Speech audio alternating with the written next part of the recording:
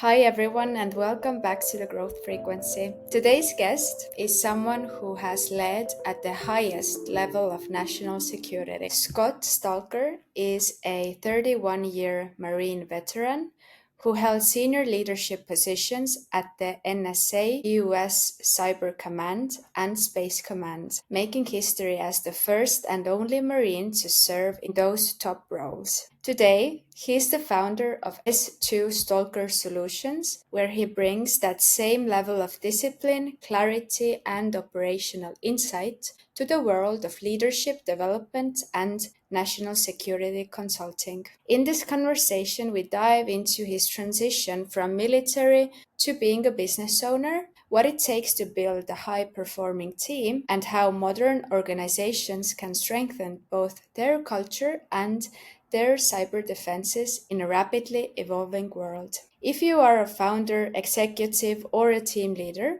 looking for a fresh perspective on leadership, cybersecurity, or building real human connection in today's age, this episode is one to take notes on. Let's dive in. Hi, Scott, and welcome. Laura, hi, good morning. Thanks for having me.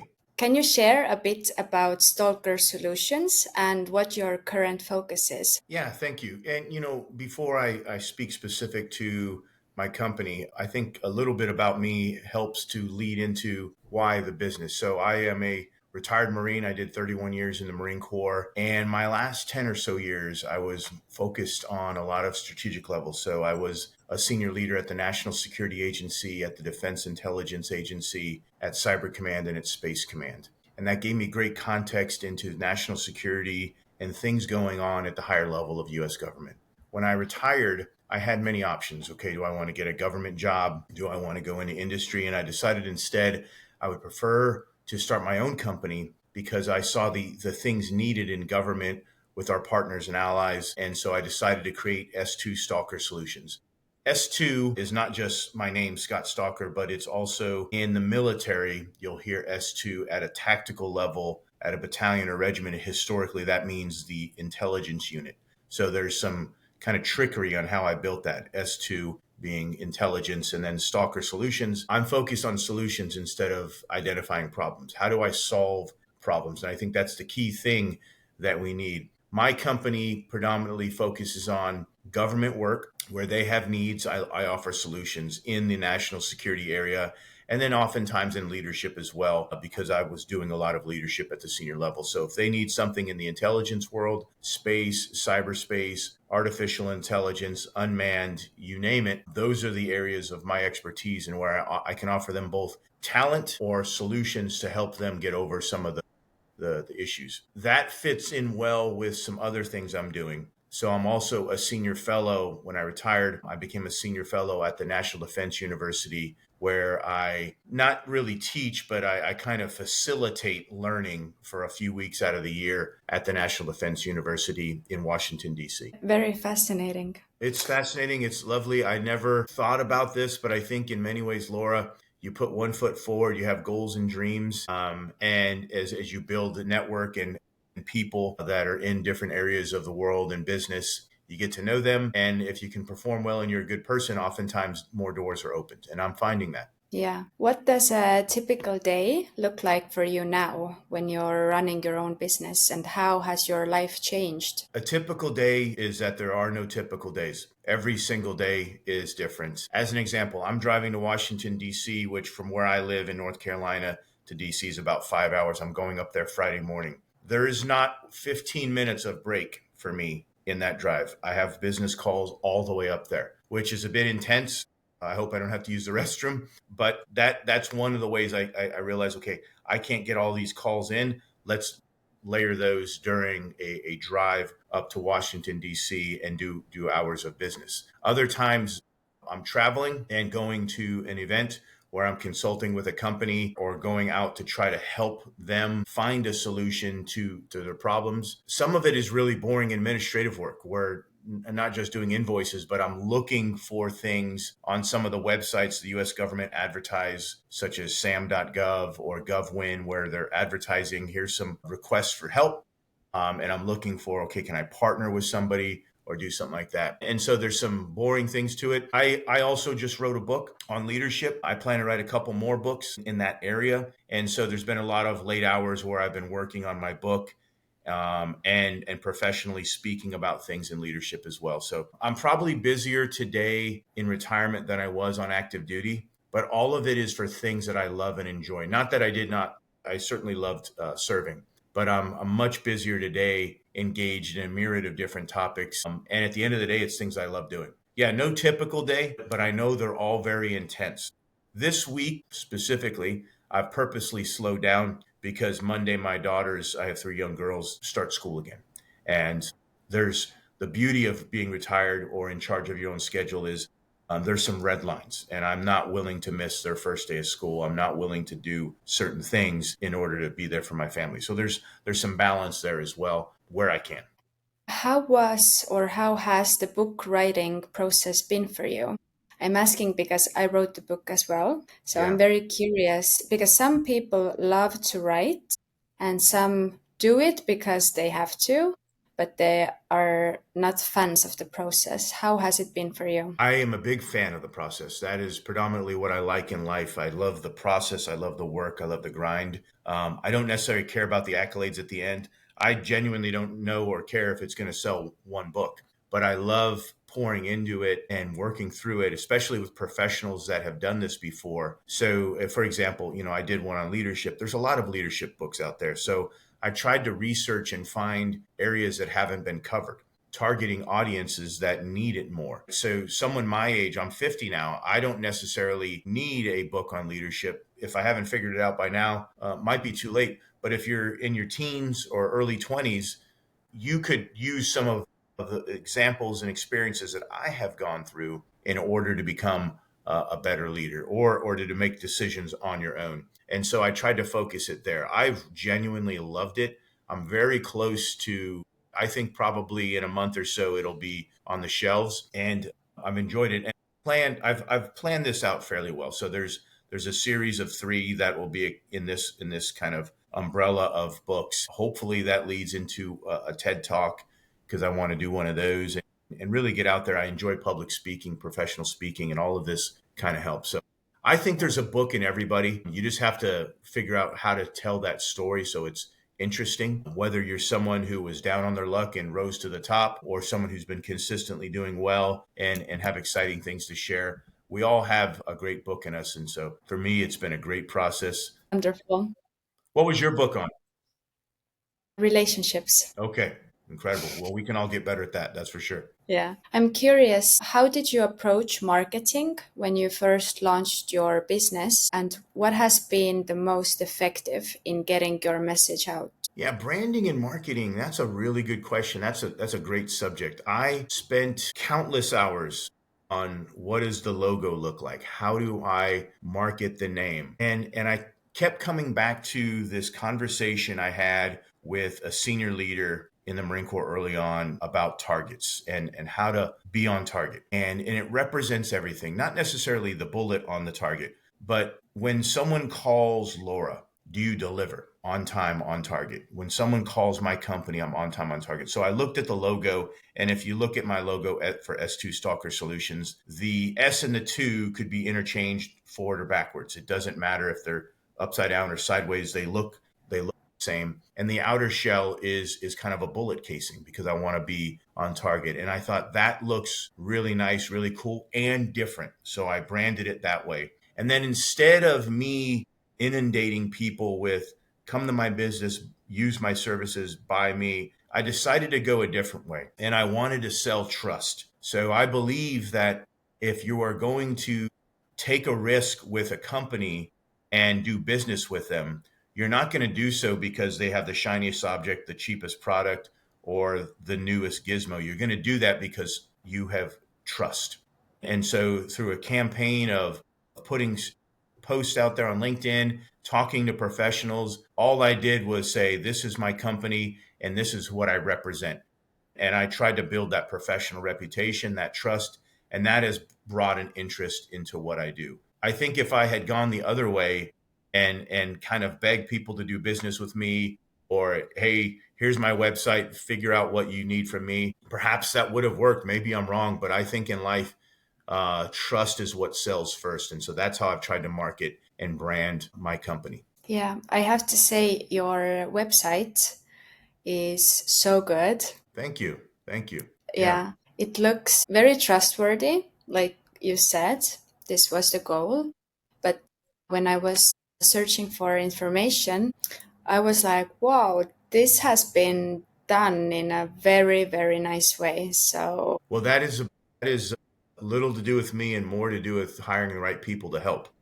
yeah.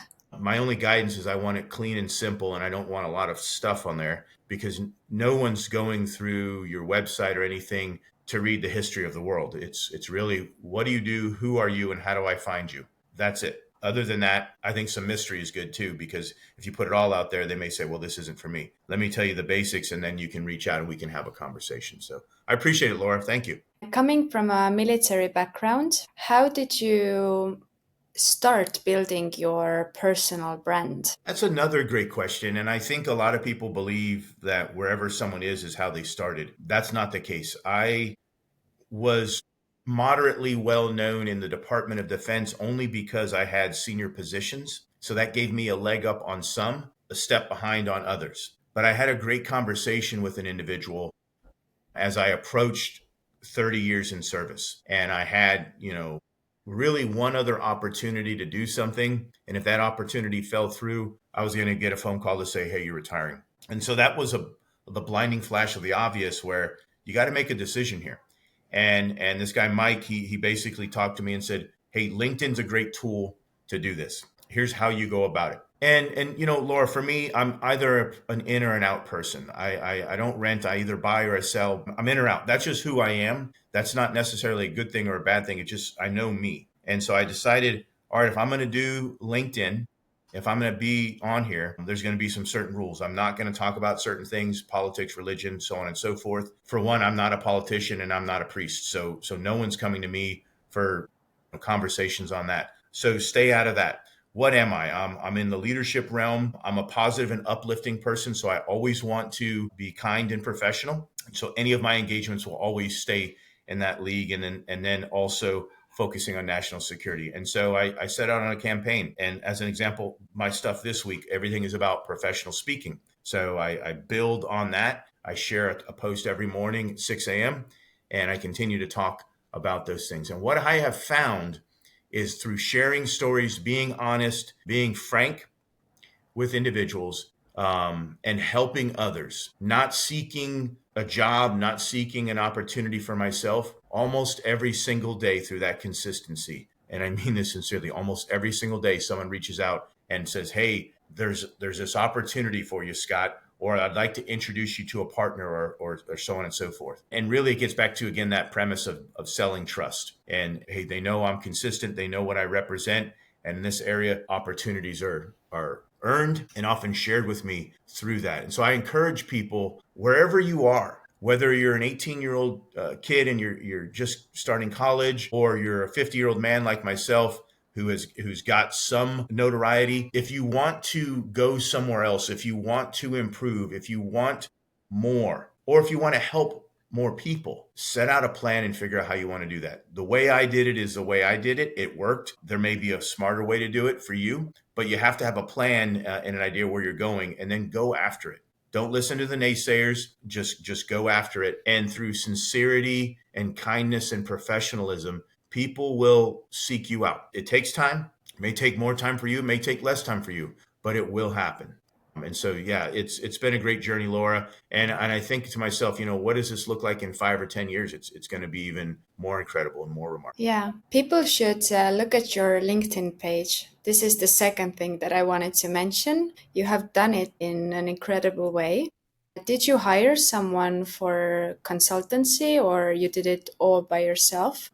I did bring someone in to help me with some graphics early on, because while I can do some of it, I can't do it to the elite level, and I wanted my brand to look polished and clean and nice. So I had someone help me with that. I also didn't have enough time to really spend doing that or some of the videos that I've done. And so I have had help there. But in terms of the content, whether it's, the tools that are out there today, AI, ChatGPT, you name it, any of those tools, everything that I share is from me. Everything. I may be going for a walk and say, I had this great thought. I'll do a video. I have certain rules. I'm not going to reshoot it. I'm not going to touch it up. I'm not going to edit. So if there's a picture of me, I didn't filter it. I didn't. That's just going to be.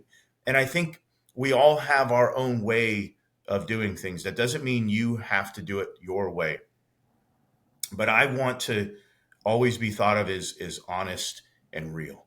And I'm not going to. Well, first off, when you're a 50-year-old guy, you know who you are. So me going on there and filtering photos, I think is a bit creepy and weird. Just be who you are. Be honest.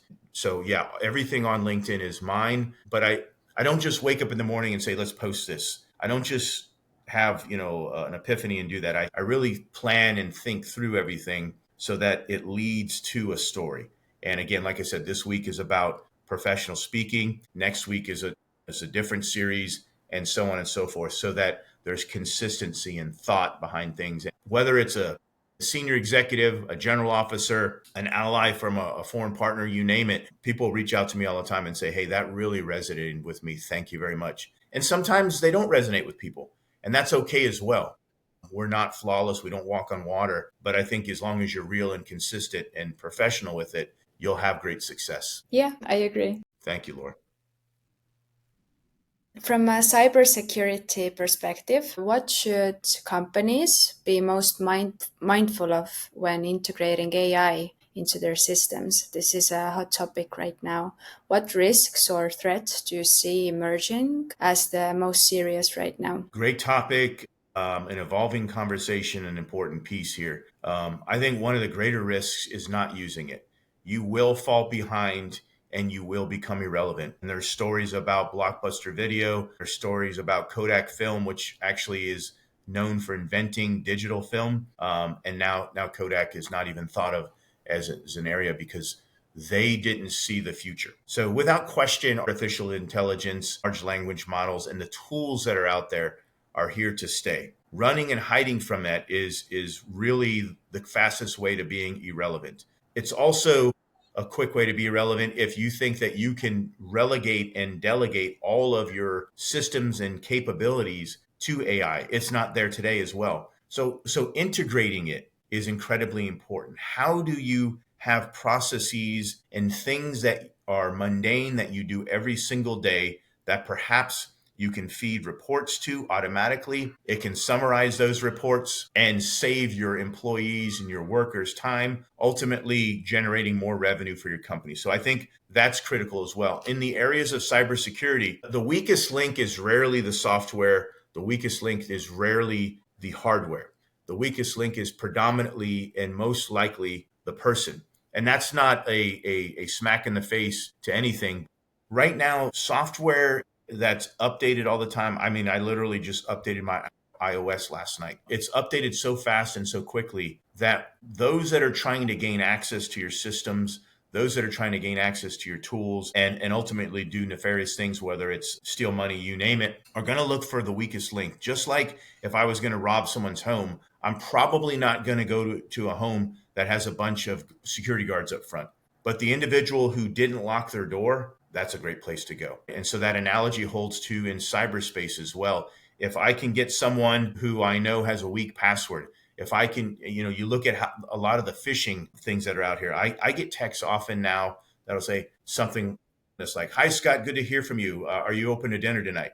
Okay. Nobody talks to me that way without a previous conversation.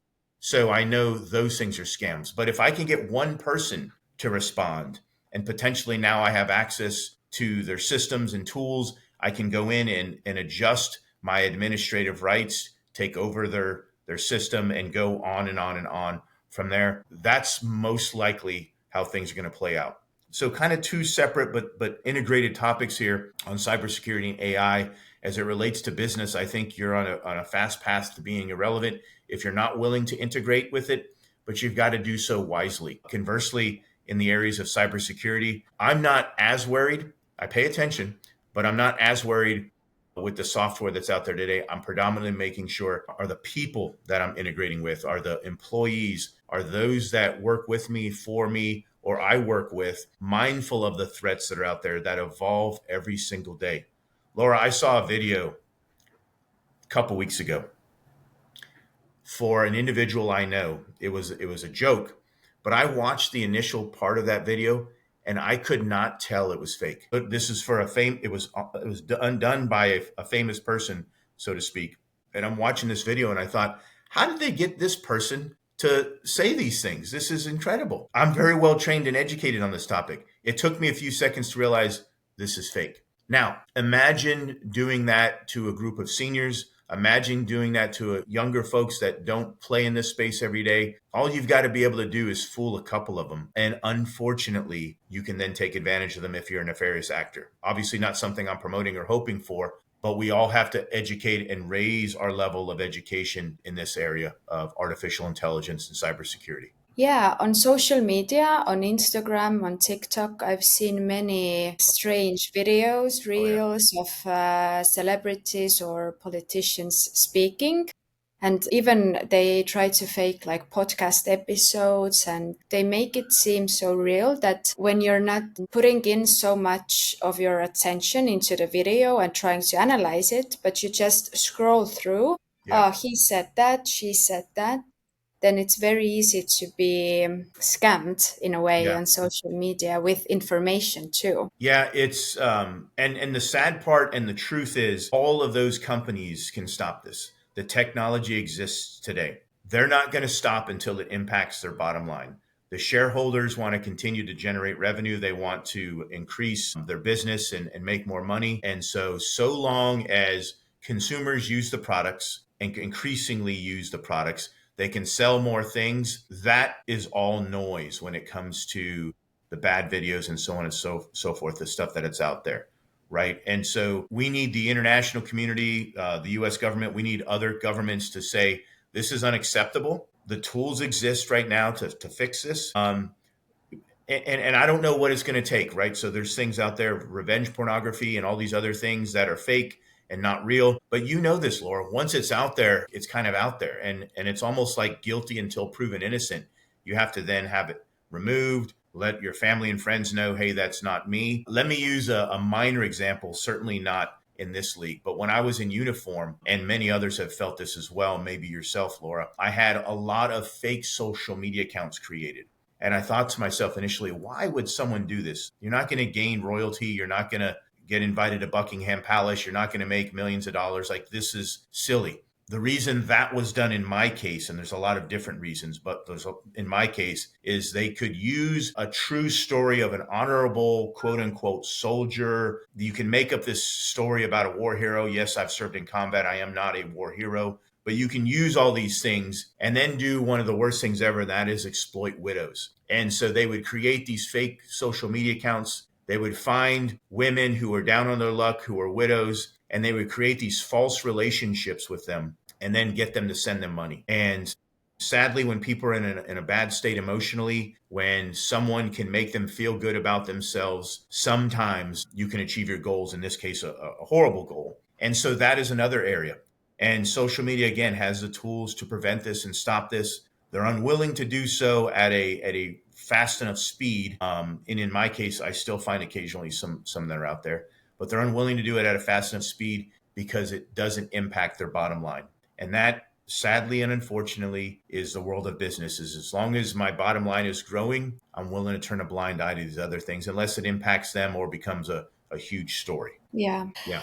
You mentioned automation and using AI in your business. I agree with you on that. But as you continue to grow your business, are there any sales or marketing or other types of systems that you are looking to improve or automate with AI? Use AI every single day. I've already used it this morning. It's 8:30 in the morning here in North Carolina where I live. And so in some ways I use it not like a therapist, but I use it, I'll assign it a role. For example, I might say, hey, you're an SEO, I forgot the acronym what it stands for. Anyways, an SEO expert. Someone can remind me what it stands for. And I need you to help me come up with a series of conversations to do X. I had it look through my book and look where there were trends, where there were things that were duplicative, and it could quickly pull that out for me so that I can make some updates. I wrote my own book. AI did not write it for me. And so the same thing in business. You see this in the intelligence community now, where we can train artificial intelligence on certain models to sift through terabytes of data and give the analyst an idea of either where to look or summarize certain things for them so that analysts can make faster decisions. I also look at it from a market perspective. Where are there trends? Sift through the noise, right? Here in America, a lot of noise, political, blah, blah, blah. But the reality is the economy is doing well, things are growing. Where are there trends that I could find opportunities to get ahead of things? And so I don't necessarily have it set up to automate processes yet. And in many ways, that's because my business is still growing. But I do have it set in a variety of different conversations with ChatGPT specifically. And I've paid for the upgraded model to have conversations with specific entities, and conversations might be the wrong term because it is a tool to help me find opportunities and get ahead of things. And so that's kind of how I use it. But I would, if I had a robust business, I absolutely would have things automated, not necessarily to take work away, but to help employees so that they can focus on things that only people can do. I don't necessarily need people reading through hundreds and hundreds of pages of data to make decisions. I need a tool to summarize it for them so that the person that I hired, the talent, can help me in the areas I need the most. In today's hybrid and often fragmented work environments, how do you think corporations or teams can foster a stronger sense of community and connection? That might be the ultimate question. That might be the most important one, especially because we have so many things virtually done. And that's not necessarily a bad thing, but the reality is that relationships are often built and solidified through trust, and it's harder to do that via a video teleconference, a phone call. And it's really, really hard to do that when you bring multiple people in, because if we had 7 or 8 more people on here, they may want to engage in things that I've said or you have said, but they have to wait. And not interrupting is a good thing, but it's a different type of wait. Maybe raise their hand as if they're four, and then get in the conversation. And so there are a lot of things out there. One, I genuinely believe in the book How to Win Friends and Influence People by Dale Carnegie. I think it is a must read for anyone in business and in life because it talks about the basics and fundamentals of simplicity of, it could be so much of a handshake, how you communicate, body language, remembering the power of someone's first name. Here's an example, Laura. My daughters are 2, 4, and 6, so very young. Going to dinner with them can be both a treat and a chore. 2 nights ago, my in-laws were here. My wife was competing in an event. We go to dinner after her event and we sit down and eat. The server comes over to us, and after the first time he came by, I asked my girls, what was his first name? And my oldest and my middle one remembered the first name. And I do that for them because I give them $1. They earned $1. So they know this trick by now. But I do that on purpose because the importance of first name, of building relationships, and the power of that is critical. So I've always said there's kind of 3 ways to build a team. Perhaps this was more in the military, and I'll have to adjust my thinking on this. But I think you build teams one of 3 ways. One, through socials. Hard to beat that. And I'm not necessarily saying, hey, we got to go to the bar and drink a bunch of beer, but socializing, a dinner, conversation, sitting down. You do it much better in Europe than we do here. Everything's go, go, go in America. Grab your food, go, work through everything. Not necessarily a wise way. But when I was at Space Command, we would have monthly socials. We would get together at the club on base, and for everyone from the 4-star on down would come there. And that allowed you to break bread and bond and get to know people as people, not just employees. The other one, I believe, is to deploy together. And again, that's not something necessarily we're going to do in the civilian world, but going on work trips and business trips together, right? Helping someone out with their luggage, being a good teammate on travel. You get to know them a little more, and it helps foster that relationship. And then last but not least, and again, this is probably more in uniform, but embracing shared hardships. Having done things challenging together fosters unity.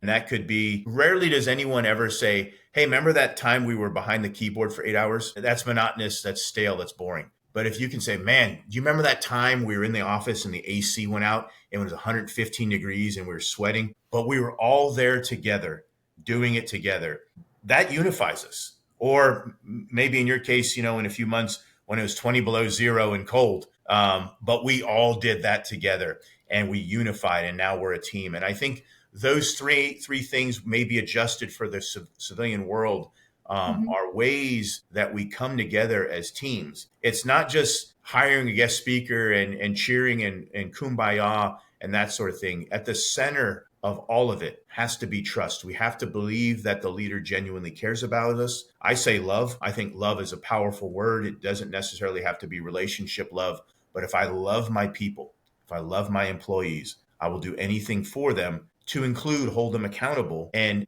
empower them and trust them. And when you do that with your people, they will walk through a brick wall for you because they know, it's not necessarily, hey, they're going to pay me more. And that's a powerful thing. So within all of that I just said and maybe talked a little longer than I should, Laura, I think the answer is there. But again, at the center of it has to be rooted in trust. Yeah, and I think it applies to all type of relationships. In Yeah. Estonian, we have a saying that this person I feel like I can go to war with. Yeah. Well, that's fascinating you have that statement. In the Marine Corps, probably the highest praise you could give someone is to say, I would seek their services in times of war. I would want them with me on the battlefield. And I can say this genuinely, having worked in Estonia and been there, especially as it relates to cyber. There are a lot of your comrades there that I would want on my side in war because of the professionalism that they bring. So I can see how that absolutely relates, Laura, both in Estonia and here in the United States.